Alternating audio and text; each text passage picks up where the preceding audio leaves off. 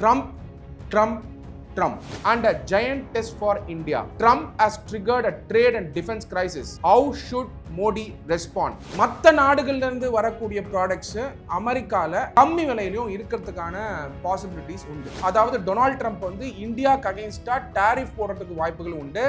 இந்தியாக்கு அகைன்ஸ்டா work பண்றதுக்கான சாத்தியக்கூறுகள் இருக்கு. Trump administration announces 26% tariffs on India. Trump தன்னுடைய சர்வதிகார குணத்தை வெளிப்படுத்துற மாதிரி இந்தியா மேல Brazil, Russia, India, China, south Africa இந்த 5 நாடுகள் மேலையும் எந்த நாடையும் பகச்சிக்கக்கூடிய இடத்துல இந்தியா கிடையாது, பகச்சிக்கவும் மாட்டாங்க. அப்படி இருக்கும்போது செப்பரேட் நெகோசியேஷன் கொண்டு வாங்க. ட்ரம்ப் வந்து எந்த அளவுக்கு சுயநலவாதியாகவும் ஆப்பர்ச்சுனிட்டிஸ்டாகவும் இருந்தா ஃபார்மா ப்ராடக்ட்ஸ் இந்தியால இருந்து எக்ஸ்போர்ட் பண்ணக்கூடிய ப்ராடக்ட்ஸ்க்கு வந்து டாரிஃப் போடலை. சைனா 1+ ஸ்ட்ராட்டஜி அப்படிங்கிற ஸ்ட்ராட்டஜி இப்போ ஓப்பன் அப் ஆயிருக்கு. ஏன்னா இந்தியா பொறுத்த வரைக்கும் சைனீஸ் இன்வெஸ்ட்மெண்ட் இந்தியாவுக்கு வரக்கூடாது, சைனீஸ் மேனுஃபேக்சரிங் வந்து ப்ரொமோட் பண்ணக்கூடாது. டைரக்டா ட்ரம்ப் அவருடைய ட்விட்டர் பக்கத்துலையோ அறிக்கையிலையோ எங்கேயுமே சொல்லலை ரஷ்யா கிட்ட இருந்து நீங்க ஆயில் வாங்காதீங்க. 27ஆம் தேதிக்குள்ள செப்பரேட் அக்ரிமெண்ட் அமெரிக்காவோட போடலைன்னா 50% டாரிஃப். லீகல் டாக்ஸ் நேயர்களுக்கு அன்பு வணக்கங்கள். Trump Trump Trump Trump tariff Trump tariff Trump tariff Trump tariff on India 50%, Trump tariff on India 50%, Trump tariff on India 50% அப்படிங்கிறத எல்லா நியூஸ் பேப்பர்லையும் நம்ம பார்த்துக்கிட்டு இருக்கோம். ஆகஸ்ட் 27ஆம் தேதியிலிருந்து டொனால்ட் ட்ரம்ப் இந்தியா மேல 50% டாரிஃப் போட்டிருக்காரு. டொனால்ட் ட்ரம்ப் அவர்கள் 47வது பிரசிடென்ட்டா ஜனவரி 20, 2025 அன்னைக்கு பதவி ஏற்றாரு. பதவி ஏற்ற காலங்கள்ல இருந்தே அவர் இந்தியாவுக்கு அகேன்ஸ்டா பல பாலிசிஸை கொண்டு வர முயற்சிகள் எடுத்தார். இன்ஃபேக்ட் இன்னைக்கு இருக்கக்கூடிய எக்கானமிஸ்ட் மேகசின் நீங்க தொடர்ந்து பார்த்தீங்கன்னா முக்கியமான ஒரு தலைப்புச் செய்தி வந்திருக்கு. அந்த தலைப்புச் செய்தி என்னன்னா, மோடி அவர்களுடைய படம் போட்டு ட்ரம்ப் பின்னாடி போற மாதிரியும் மோடி வந்து கவர் பேஜ்ல நிக்கிற மாதிரியும் எல்லோ கலர் விராப்ல போட்டிருக்காங்க த எக்கானமிஸ்ட் மேகசின்ல. அதுல என்ன தலைப்புச் செய்தி போட்டிருக்காங்கன்னா, humiliation, vindication and a giant test for India. Trump has triggered a trade and defense crisis. How should Modi respond? அப்படின்னு த எக்கானமிஸ்ட் மேகசினே ரிப்போர்ட் பண்ணியிருக்காங்க. எக்கானமிஸ்ட் மேகசின் இன்ஃபேக்ட் ஜென்ரலா இந்தியாவில் இருக்கக்கூடிய பொருளாதார பிரச்சனைகளை பற்றியும் இந்தியாவுடைய பொருளாதார கொள்கைகளையும் கிரிட்டிக்கலாக இருக்கக்கூடிய ஒரு மேகசின். ஆனால் இப்போ எக்கானமிஸ்ட் மேகசினு மோடி அவர்கள் எப்படி ரெஸ்பாண்ட் பண்ணணும் ட்ரம்ப்போடைய டாரிஃப்க்கு அப்படிங்கிறத ரிப்போர்ட் பண்ணியிருக்காங்க இந்த இதழில்.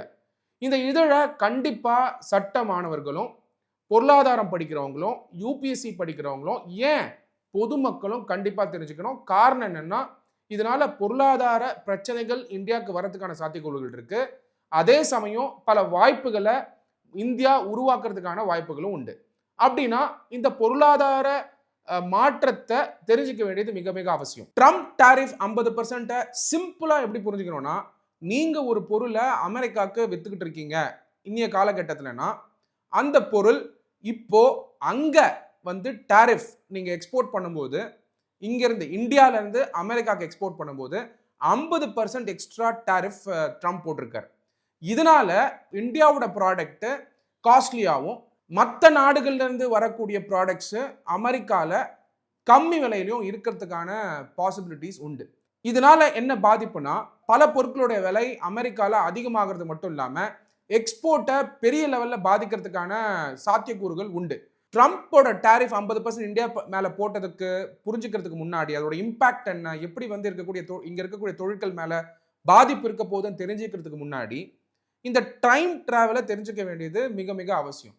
ஏன்னா ட்ரம்ப் வந்து 47th பிரசிடென்ட் ஆஃப் அமெரிக்காவா ஜனவரி 20, 2025 அன்னைக்கு பதவி இருக்கிறாரு. அப்பையிலிருந்து இந்தியாவுடைய ரிலேஷன்ஷிப் வந்து என்னைக்குமே இந்தியாவுடைய கொள்கை, நம்ம சுதந்திரம் வாங்கினதுல இருந்து நான் அலைன்மெண்ட் பாலிசியில இருந்து மல்டி கண்ட்ரி அலைன்மெண்ட் பாலிசிக்கு மூவ் ஆயிட்டோம். இது ஃபாரின் பாலிசி படிக்கிறவங்க எல்லாருக்கும் தெரியும். நான் அலைன்மெண்ட் எந்த நாடோடையும் நம்ம அலைன் ஆக மாட்டோம்.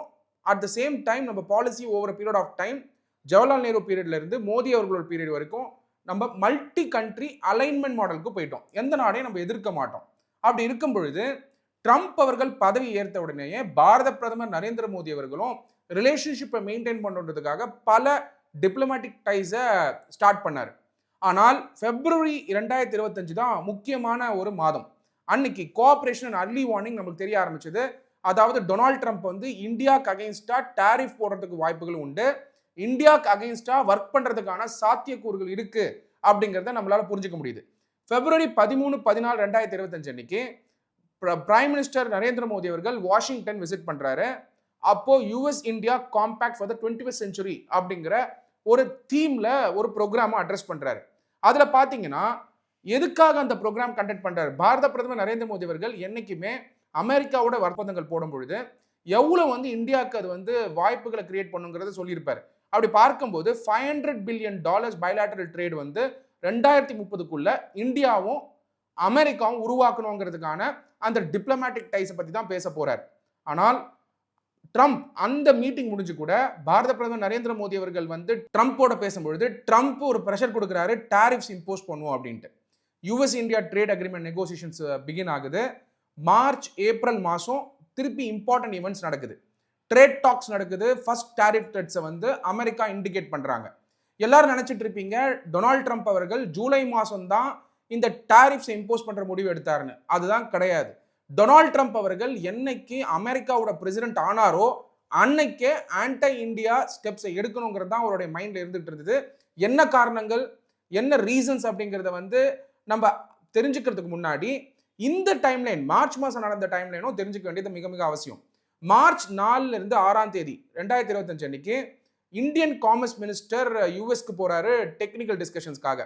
அதுக்கப்புறம் மார்ச் 26, 29, 2025 அன்னைக்கு யூஎஸ் ட்ரேட் டெலிகேஷன் இந்தியாவுக்கு வராங்க to talk on digital trade, pharma, agriculture. April 2 தேதி 2025 அன்னைக்கு Trump administration announces 26% tariffs on India. அதாவது இந்தியா அமெரிக்காவோட சேர்ந்து டிப்ளமேட்டிக் டைஸ் இருந்துட்டு இருக்கும் பொழுது, ஒரு ஃப்ரெண்ட்லி நேச்சரை காட்டும் பொழுது ட்ரம்ப் தன்னுடைய சர்வதிகார குணத்தை வெளிப்படுத்துற மாதிரி இந்தியா மேல சர்வதிகார குணம் பொழுது ஜியோ பாலிட்டிக்ஸ்ல, வேர்ல்டு பாலிட்டிக்ஸ்ல எல்லாரும் ஒரு ஃப்ரெண்ட்லி நேச்சரோட மூவ் ஆகும் பொழுது ட்ரம்ப் சர்வதிகார செயல்பாடா ட்ரம்ப் அட்மினிஸ்ட்ரேஷன் 26% டாரிஃப் அனௌன்ஸ் பண்றாங்க இந்தியா மேல. அது மட்டும் இல்லாம 90-day pause with expectation that India will negotiate a separate agreement. அது எதுக்காக 26% போடுறாருன்னா, இந்தியா செப்பரேட் அக்ரிமெண்ட் நெகோசியேட் பண்றதுக்கான சாத்தியக்கூறுகளை உருவாக்குவாங்க அமெரிக்காவோட அப்படிங்கிறதுக்காக அந்த டாரிஃபை போடுறாரு. அப்ப என்ன நடக்குதுன்னா, May June 2025 regional tensions, stalled negotiations. இந்தியாவும் அமெரிக்காவோட நெகோசியேஷன் கண்டினியூ பண்ணுங்கிறதுக்காக தான் பிளான் பண்ணிட்டு இருந்தாங்க. என்னதான் அமெரிக்கா வந்து ட்ரேட் டாரிஃப்ஸ் மேலேயும் ட்ரேட் வார் இந்தியா மேல கொண்டு வர நினைச்சாலும் இந்தியா என்னைக்குமே அமெரிக்காவோட செயல்படணும், வெஸ்ட்டை என்னைக்குமே பகச்சிக்க வேணாங்கிறது தான் இந்தியாவோட பாயிண்டா இருந்துகிட்டு இருக்கு. இன்னைக்கு கிடையாது, ஜவஹர்லால் நேரு அவர்களோட பீரியட்ல இருந்தே வெஸ்டோட வந்து ஒரு நான் அலைன்மெண்டா இருந்துட்டு இருந்த நாடா இந்தியா இருந்துட்டு இருக்கும் பொழுது over period of time India multi country என்கேஜ்மெண்ட்டை கொண்டு வர ஆரம்பிச்சாங்க. அப்படி multi alignment out of the many countries வந்து கொண்டு வர ஆரம்பிச்சாங்க. அப்படி பார்க்கும்போது இந்தியா பாகிஸ்தான் ஹாஸ்டிலிட்டிஸ் மே 2025 நடக்குது, காம்ப்ளிகேட் பண்ணிடுச்சு பார்டர் டிப்ளமேட்டிக் ரிலேஷன்ஸ். அந்த டைம்ல அமெரிக்கா டொனால்ட் ட்ரம்ப் அவர்கள் பாகிஸ்தானுக்கு டைரக்டாவும் இன்டைரக்டாவும் சப்போர்ட் பண்ணக்கூடிய அந்த டிப்ளமேட்டிக் ரெக்கார்ட்ஸ் வந்து புரிய ஆரம்பிச்சது இந்தியாவுக்கு. அது மட்டும் இல்லாம ஜூன் 18, 2025 அன்னைக்கு மோடி அவர்கள் Trump claim of US mediation in Kashmir Pakistan ceasefire வந்து இல்ல அப்படின்னு ரிஜெக்ட் பண்ணாரு. ரொம்ப இம்பார்ட்டன்ட், ரொம்ப இம்பார்ட்டன்ட் என்னன்னா, ஜூன் 18, 2025 அன்னைக்கு மோடி அவர்கள் ட்ரம்ப் வந்து யூஎஸ் மீடியேஷன் காஷ்மீர் பாகிஸ்தான் சீஸ்ஃபயர்ல வந்து அவர் இல்லவே இல்லை, மீடியேஷன் இல்லவே இல்லை அப்படிங்கிறத கிளாரிஃபை பண்றாரு. கிளாரிஃபை பண்ணது மட்டும் இல்லாம US India tensions move from security to trade. So அந்த டேட்ல இருந்து செக்யூரிட்டி ஆஸ்பெக்ட்ல இருந்த டென்ஷன் ட்ரேட் இஷ்யூக்கா இந்தியாவுக்கு மாற ஆரம்பிக்குது. அப்போதான் July 2025 trade escalation across trading partners கொண்டு வராரு ட்ரம்ப். இந்தியா மேல மட்டும் கிடையாது, அதாவது BRICS nation, Brazil, Russia, India, China, south Africa, இந்த 5 நாடுகள் மேலையும் டாரிஃப்ஸை ஏற்றணுங்கிற எண்ணத்தோட ட்ரம்ப் செயல்பட ஆரம்பிக்கிறார்.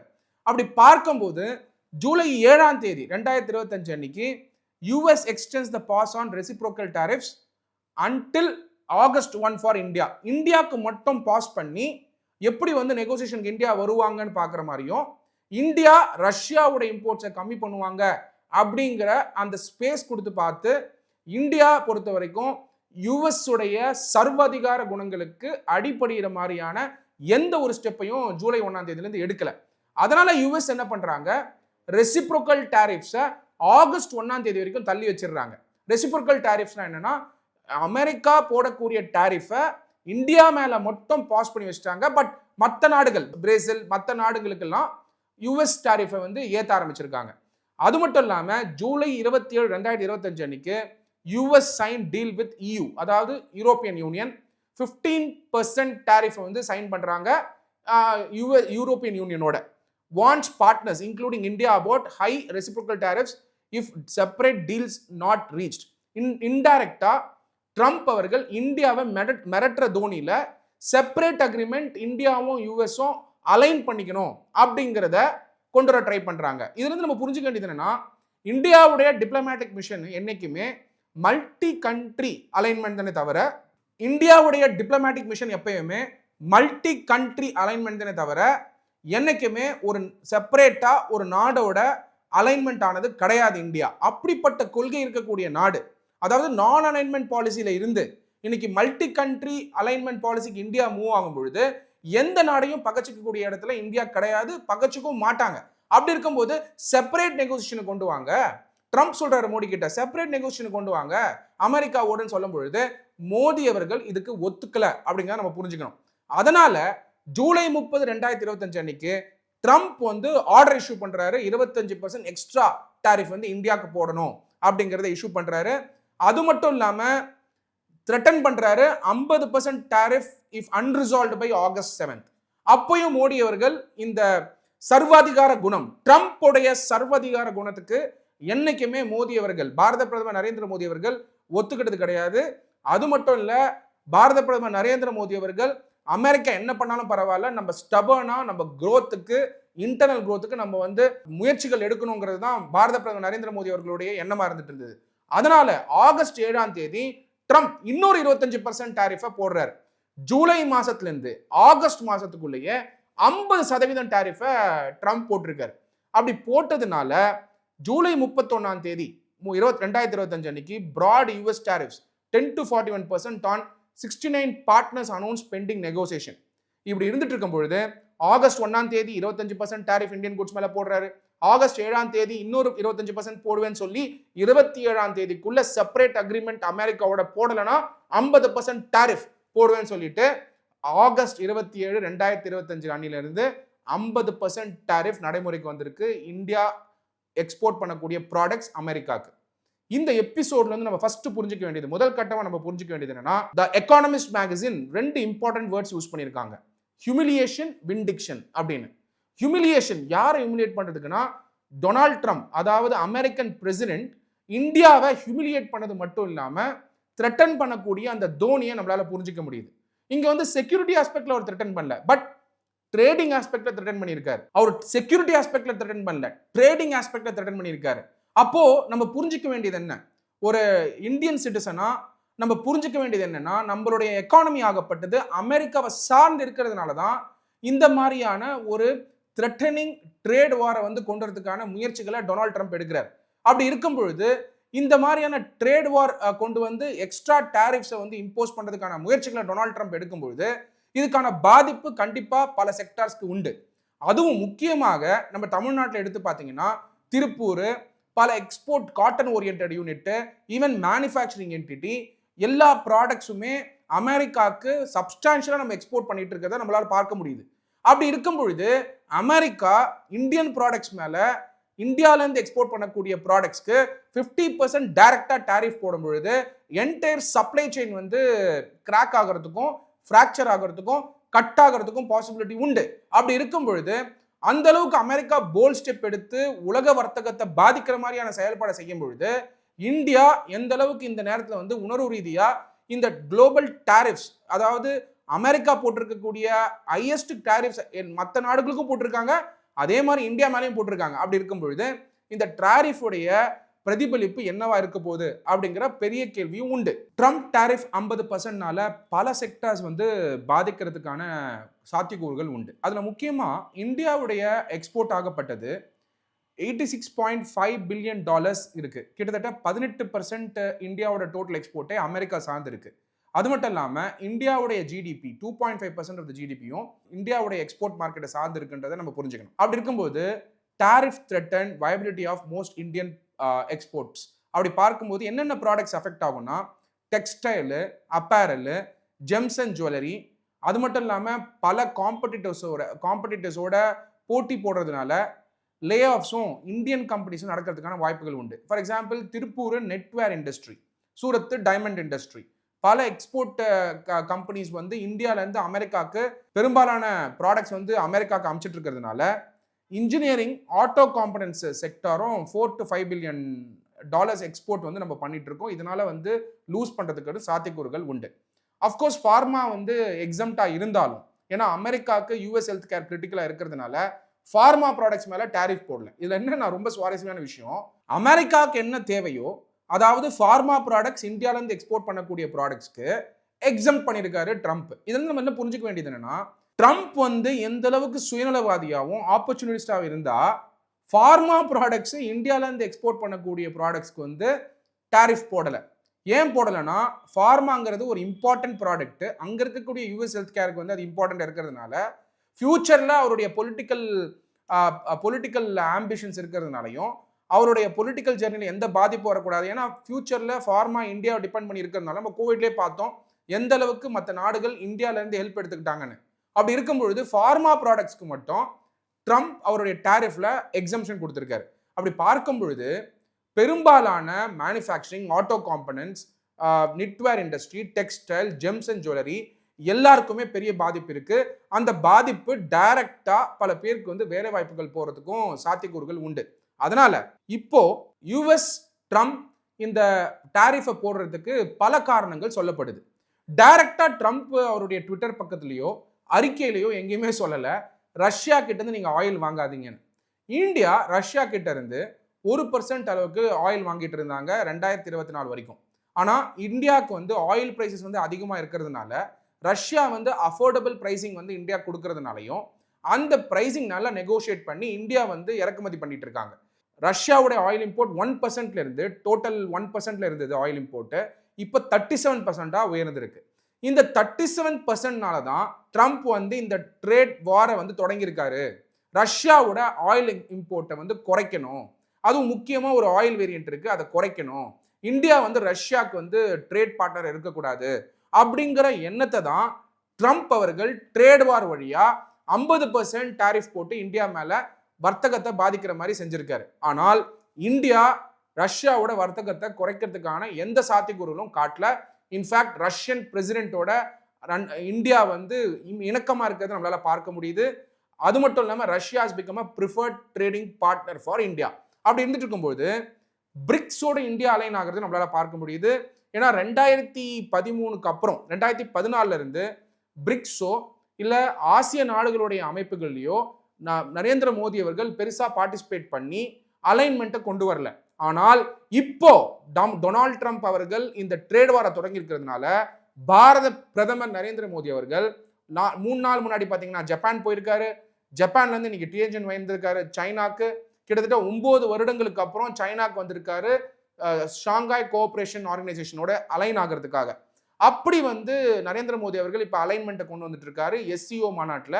இந்த எஸ்சிஓ மாநாட்டில் பல முடிவுகள் எடுக்கிறதுக்கான சாத்தியக்கூறு இருக்கிறத நம்மளால புரிஞ்சுக்க முடியுது. அது மட்டும் இல்ல ரஷ்யன் பிரசிடென்ட்டும் இதுல பார்ட்டிசிபேட் பண்றதா இருக்காரு. இது தாண்டி யூஎஸ் வந்து இதை கவுண்டர் பண்றதுக்காக யூஎஸ் வந்து புது அக்ரிமெண்ட்டை வந்து யூரோப்பியன் யூனியனோடையும் சவுத் கொரியாவோடையும் அக்ரிமெண்ட் போட்டிருக்காங்க. இதை தாண்டி இந்தியா மேலையும் பிரேசில் மேலையும் ஹையஸ்ட் டாரிஃப்ஸை போடுறதை நம்மளால பார்க்க முடியுது. இதுக்கப்புறம் பார்த்தீங்கன்னா regional security, diplomatic cooling in defence, strategic cooperation, but crucial supply and agreement, 2 regional security ஆஸ்பெக்ட்லையும் கூட பாதிப்பு வந்து இருக்கிறத நம்மளால பார்க்க முடியுது. அது மட்டும் இல்லாமல் சைனா ஃபேக்டர் இப்போ ஓப்பன் ஆயிருக்கிறதும் நம்மளால புரிஞ்சுக்க முடியுது. சைனா 1+ ஸ்ட்ராட்டஜி அப்படிங்கிற ஸ்ட்ராட்டஜி இப்போ ஓப்பன் அப் ஆயிருக்கு. ஏன்னா இந்தியா பொறுத்த வரைக்கும் சைனீஸ் இன்வெஸ்ட்மெண்ட் இந்தியாவுக்கு வரக்கூடாது, சைனீஸ் மேனுஃபேக்சரிங் வந்து ப்ரொமோட் பண்ணக்கூடாது, அப்படிங்கிறத கோவிட் காலகட்டத்துக்கு அப்புறமாவே கொஞ்சம் நம்ம வந்து வேகப்படுத்தினதை நம்மளால புரிஞ்சுக்க முடியுது. இன்ஃபேக்ட் பல சைனீஸ் இன்வெஸ்ட்மெண்ட் வந்து ரிசர்வ் பேங்க் ஆஃப் இந்தியா வழியாக அப்ரூவல் வாங்கி வந்திருந்தா கூட என்ஃபோர்ஸ்மெண்ட் டைரக்டரேட் போயிட்டு இன்வெஸ்டிகேட் பண்ணதை நம்மளால பார்க்க முடியுது. ஆனால் இப்போ சைனாவோட ப்ரிஃபர்ட் பார்ட்னர்ஷிப்பை வந்து கொண்டு வரணும்னு பாரத பிரதமர் நரேந்திர மோடி அவர்கள் இப்போ டிஎன்ஜின் போயிட்டு எஸ்சிஓ மாநாட்டில் டிஸ்கஷன் நடத்திக்கிட்டு இருக்காரு. அது மட்டும் இல்லாமல் இந்தியா எந்த இமீடியட் ரிட்டாலியேஷனும் காட்டல with respect to trade war. They're only aligning with multiple country. அதாவது வெஸ்டர்ன் கண்ட்ரீஸை வந்து ப்ரிஃபர்ட் பார்ட்னராக வச்சிருந்த இடத்துல இந்தியா இப்போ மல்டி கண்ட்ரி அலைன்மெண்ட் மாடலை மூவ் பண்ணுறாங்க. இன்ஃபேக்ட் இது வந்து இந்த கிரைசிஸில் இந்தியாவுடைய பொருட்கள் எக்ஸ்போர்ட் பாதித்தாலும் இந்தியாவுடைய ஸ்ட்ராட்டஜிக் ரிலேஷன்ஷிப் வித் அதர் கண்ட்ரீஸை வந்து ஸ்ட்ரென்த் பண்ணுறதுக்கான முயற்சிகளை பாரத பிரதமர் நரேந்திர மோடி அவர்கள் எடுத்துகிட்டு இருக்காரு. அது மட்டும் இல்லாமல் focus is on negotiation during 21 day window, அதையும் செஞ்சு பார்த்துருக்காரு. பட் அமெரிக்கா வந்து ஒத்து வராதனால தான் இப்போ கம்ப்ளீட்டா பாரத பிரதமர் நரேந்திர மோடி அவர்கள் ரஷ்யா, சைனா, ஆசியன் கண்ட்ரீஸ், அதாவது ஏசியன் கண்ட்ரீஸோட ரீஅலைன் பண்ணிக்கிட்டு இருக்காரு. நீங்க வேர்ல்ட்ல இருக்கக்கூடிய 7 பில்லியன் பாப்புலேஷன்ல ஆல்மோஸ்ட் 2/3 ஆஃப் த பாப்புலேஷன் வந்து ஏஷியாவில் இருக்காங்க. நல்லா நீங்க புரிஞ்சுக்கணும், 2/3 ஆஃப் த பாப்புலேஷன் வந்து ஏஷியாவில் இருக்காங்க. இந்த 2/3 of the population of Asia தான் market for the entire West. நீங்க அவங்க கொண்டு வரக்கூடிய சாஃப்ட்வேரா இருக்கலாம், அவங்க கொண்டு வரக்கூடிய ஏஐ டெக்னாலஜியா இருக்கலாம், அவங்க மேனுஃபேக்சரிங் பண்ணக்கூடிய ப்ராடக்டா இருக்கலாம், எல்லாமே ஏஷியா தான் மார்க்கெட்டு. அதுல முக்கியமா இந்தியா தான் மார்க்கெட்டு கம்பேர்ட் டு சைனா. ஏன்னா இங்க வந்து பாத்தீங்கன்னா யங்ஸ்டர்ஸ் இருந்துட்டு இருக்காங்க, டெமோகிராஃபிக் டிவிடெண்ட் இருக்கு. அப்படி இருக்கக்கூடிய ஒரு அக்ரெசிவ் க்ரோத் கண்ட்ரி தான் இந்தியா. அதே மாதிரி வந்து ஸ்டேபிள் லீடர்ஷிப், பொலிட்டிக்கல் லீடர்ஷிப் வந்து நரேந்திர மோடி அவர்களுடைய தலைமையில இருந்துகிட்டு இருக்கு. உங்களுக்கு அது பிடிக்காம இருக்கலாம், அது வேற. But stable leadership from the country's perspective, prime minister 11 years, more then 11 years continues alignment வந்து குளோபல் டிப்ளமேட்டிக் மிஷன்ல கொண்டு வந்துட்டு இருக்காரு. அப்படி இருக்கும்பொழுது எந்த நாட்டிலையுமே இந்த மாதிரியான ஸ்டேபிள் லீடர்ஷிப் இல்லாத பொழுது இந்தியாவில் இருக்கிறதுனாலையும் இப்போ இந்தியா ஆசியான் கண்ட்ரிகள், அதாவது Cambodia, Myanmar, Lao, Vietnam, Sri Lanka, Malaysia, Japan, China எல்லா நாடுகளோடைய அலைன் ஆகும் பொழுது மார்க்கெட் ஆக்சஸ் இந்தியா கிடைக்குது. அப்போ இந்தியா என்ன பண்ணணும் அப்படிங்கிறது தான் முக்கியமான பாயிண்ட். நிறைய யங்ஸ்டர்ஸ் என்ன பண்றாங்க, இங்க படிச்சுட்டு அமெரிக்கா வேலைக்கு போறது, அமெரிக்காவை நோக்கி போறது, படிக்க அமெரிக்கா போறது. ஏன் பல கட்சி தலைவர்களோட பசங்களே அமெரிக்கால போய் படிக்கிறாங்க. அமெரிக்கால படிக்க வேணாம்னு சொல்லல. அப்போ அமெரிக்கன் எஜுகேஷன் சிஸ்டமே இந்தியன்ஸ் சார்ந்து தான் இருக்குன்றதை நம்ம புரிஞ்சுக்கணும். அங்க இருக்கக்கூடிய பல எஜுகேஷன் இன்ஸ்டிடியூஷன்ல கடன் வாங்கி அமெரிக்கால போய் ஃபீஸ் கட்டி படிச்சுட்டு இருக்காங்க. அப்போ அமெரிக்காவோட டிபெண்டன்ஸ் இந்தியா மேல அதிகமா இருக்கு. ரெண்டாவது, அமெரிக்கன் கம்பெனிஸ்ல வேலை பண்றதே இந்தியன்ஸ் தான். அதுலயும் பெரும்பாலான ஸ்கில்டு ஒர்க் ஃபோர்ஸ் தமிழ்நாட்டில இருந்து தான் போய் ஒர்க் பண்ணிட்டு இருக்காங்க. ஒர்க் பண்றது மட்டும் இல்லாம டாப் லீடர்ஷிப்லயும் இந்தியன்ஸ் தான் இருந்துட்டு இருக்காங்க. அப்படி இருக்கக்கூடிய கார்ப்பரேட் அமெரிக்காலையும் இந்தியன்ஸ் இருக்கும் பொழுது இந்த டாரிஃப் அட்டாக் ஆன் இந்தியா கண்டிப்பா வந்து கூடிய சீக்கிரம் வந்து ட்ரம்ப் அவர்கள் எடுக்கணும் அப்படின்றதான் இம்பார்ட்டன்ட் பாயிண்ட். மூணாவது இம்பார்ட்டன்ட் ஆஸ்பெக்ட் நீங்க பாத்தீங்கன்னா, இந்தியன் ப்ராடக்ட்ஸ் தான் அமெரிக்கால அஃபோர்டபுளா இருந்துகிட்டு இருக்கு, டியூரபிளா இருந்துகிட்டு இருக்கு. மார்க்கெட்ல வந்து மதிப்பு இருக்கக்கூடிய ஒரு பொருளா இந்தியன் ப்ராடக்ட்ஸ் இருந்துட்டு இருக்கிறதுனாலையும் இந்தியா இப்போ எக்ஸ்போர்ட் ரீஅலைன்மெண்ட் பண்ண வேண்டிய கட்டாயத்தில் இருக்கும். அப்படி இருக்கும் பொழுது பல தொழிலதிபர்கள் வந்து மீட் பண்ணும்போது எங்கிட்ட பேசும்போது சொல்றது என்னன்னா, சார் அமெரிக்காவோட எக்ஸ்போர்ட் இனிமே அஃபெக்ட் ஆயிடுச்சு, ட்ரம்ப் எப்போ டாரிஃப் எடுப்பாருன்னு தெரியல, எப்படி சார் இதை சரி பண்ணணும் அப்படின்னு பார்க்கும்பொழுது இப்போ ஃப்ரீ ட்ரேட் அக்ரிமெண்ட்ஸ் வந்து இந்தியா பல நாடுகளோட சைன் பண்ணியிருக்காங்க. ஃப்ரீ ட்ரேட் அக்ரிமெண்ட்ஸ் பல நாடுகளோட சைன் பண்ணியிருக்கிறதுனால அந்த நாடுகளில் கம்பெனி எஸ்டாப்ளிஷ் பண்ணி அந்த கண்ட்ரி வழியா எக்ஸ்போர்ட் வந்து யூஎஸ் பண்றதுனால இந்த டாரிஃபை அவாய்ட் பண்ணலாம். ஸோ இப்போ பல பேர் வந்து பல தொழிலதிபர்கள் பிளானிங்கும் பண்ண ஆரம்பிச்சிட்டாங்க. ஏன் இது சட்ட வல்லுநர்கள் தெரிஞ்சுக்கணும் அப்படின்னா, இந்த மாதிரியான கிரைசிஸ் அண்ட் சேலஞ்சிங் சுச்சுவேஷன்லையும் பல ஸ்ட்ரக்சர்ஸ் உருவாக்கி பிசினஸை ரீஅலைன் பண்ண முடியும் புது மார்க்கெட்ல. ஃபார் எக்ஸாம்பிள், அமெரிக்கா யூரோப்பியன் யூனியனோட கையெழுத்து போடுறாங்க, அங்க டாரிஃப் 15% தான். அப்போ அமெரிக்கால இருக்கக்கூடிய எக்ஸ்போர்ட்டுக்கு இந்தியால இருந்து பண்ண வேண்டிய அவசியம் கிடையாது. ஒரு சமயம் இந்தியன் கம்பெனி யூரோப்ல இருக்கக்கூடிய மால்டால இருந்தோ இல்ல மற்ற நாடுகள்ல இருந்தோ எக்ஸ்போர்ட் பண்ணா அமெரிக்கால டாரிஃப் இருக்காது. அது வெறும் இன்வாய்சிங்கா இருந்துகிட்டு எக்ஸ்போர்ட்டுங்கிறது வந்து இந்தியால இருந்து ரீடைரக்ட் ஆகும் பொழுது டாரிஃப் இல்லாம இருக்கிறதுக்கான வாய்ப்புகள் உண்டு. அமெரிக்காவே இந்தியன் எக்ஸ்போர்ட்ஸ் மேல டாக்ஸ் போட்டாலும் டாரிஃப் போட்டாலும் குளோபல் ரீஅலைன்மெண்ட் இன் ஸ்ட்ரக்சர் பண்றதுனால, இன்டர்நேஷனல் ட்ரேட்ல இருக்கக்கூடிய ஸ்ட்ரக்சர்ஸ் உருவாக்குறதுனால இன்னொரு நாட்டில் கம்பெனி தொடங்கி அந்த கம்பெனிக்கும் இந்தியாவுக்கும் அக்ரிமெண்ட் போட்டு த்ரூ ஃப்ரீ ட்ரேட் அக்ரிமெண்ட் இருக்கிறதுனால அங்கே வந்து டாரிஃப் கிடையாது. அந்த நாட்டிலேருந்து அமெரிக்காவுக்கு பில் பண்ணும்போது இந்தியன் ப்ராடக்டாக அது போகாது, இந்தியாவிலேருந்து ரீடைரக்டட் ப்ராடக்டாக போகுமே தவிர அது இந்தியன் ப்ராடக்டாக அமெரிக்கா போகிறதுக்கான பாசிபிலிட்டி கிடையாது. அப்போ குளோபல் ஸ்ட்ரக்சரிங் உருவாக்கக்கூடிய மெக்கானிசமை பல லாயர்ஸும் பல சட்ட வல்லுநர்களும் உருவாக்க ஆரம்பிச்சிருக்காங்க. அப்போ ட்ரம்ப்போட டாரிஃப் 50%ங்கிறது பெரிய தாக்கத்தை இந்தியன் பிசினஸ்க்கு உருவாக்குறதுக்கு பாசிபிலிட்டிஸ் கம்மி. இங்க இருக்கக்கூடிய குறுசிறு தொழில் பண்றவங்க ப்ராபப்ளி ஸ்ரீலங்கால ஒரு ஆஃபீஸ் ஓபன் பண்ணி ஸ்ரீலங்கால இருந்து அமெரிக்காவுக்கு எக்ஸ்போர்ட் பண்ணுவாங்க. அதனால எக்ஸ்போர்ட்டோட ரீஅலைன்மெண்ட் நடக்குமே தவிர முழுசா இந்தியாவோட ப்ராடக்ட்ஸ் அமெரிக்கால இல்லாம போகிறதுக்கான வாய்ப்புகள் கம்மி. அதனால பாரத பிரதமர் நரேந்திர மோடி அவர்கள் இப்ப எடுக்கக்கூடிய ஸ்டெப் அமெரிக்கா டாரிஃபை எடுத்தாலும் செய்ய வேண்டிய ஸ்டெப், அதாவது ஏசியன் மார்க்கெட்ஸை வந்து ஆக்சஸ் பண்ணக்கூடிய ஸ்டெப்.